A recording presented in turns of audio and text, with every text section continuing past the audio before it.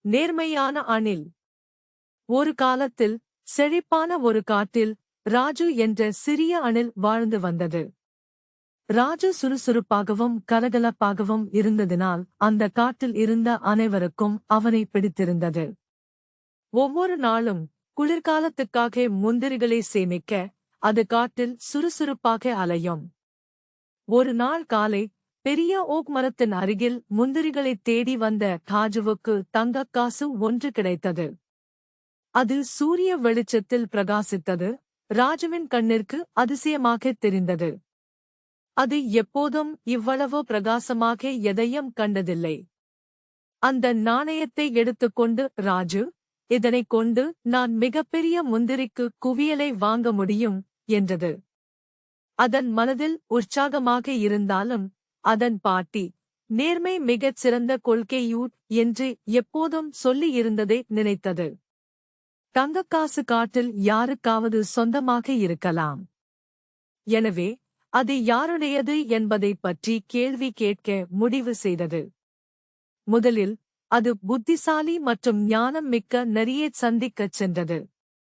நரி, அண்ணா, நீங்கள் ஏதாவது தங்கக்காசை தொலைத்துவிட்டீர்களா என்று கேட்டது. நரி தலை அசைத்தது. இல்லை ராஜு, ஆனால் நீ கேட்டது நல்லது. யானையிடம் கேளுங்கள், அது எப்போதும் குடும்பத்திற்கான பொருட்களை வாங்கும்.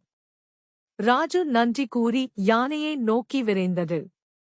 யானையாரே, நீங்கள் ஏதாவது தங்கக்காசை தொலைத்துவிட்டீர்களா என்று கேட்டது. யானை மெதுவாக சிரித்தது.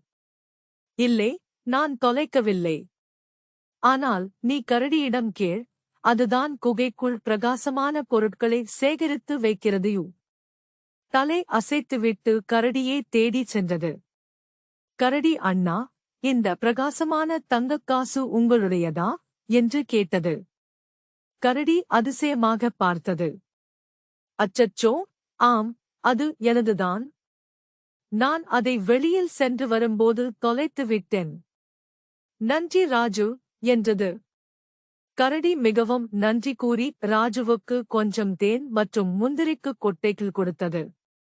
ஆனால் ராஜு அதை மறுத்து, நான் சரியானதை மட்டும் செய்தேன் என்றது. கரடி வலியுறுத்தியது, தயவு செய்து இதை எடுத்துக்கொள் ராஜு. உன் நேர்மை மதிப்புக்குரியது. ராஜு இறுதியாக ஒப்புக்கொண்டது. மேலும் அவர்கள் தேனும் முந்திரிகளும் கொண்ட மகிழ்ச்சியான மாலை நேரத்தை கொண்டாடினார்கள்.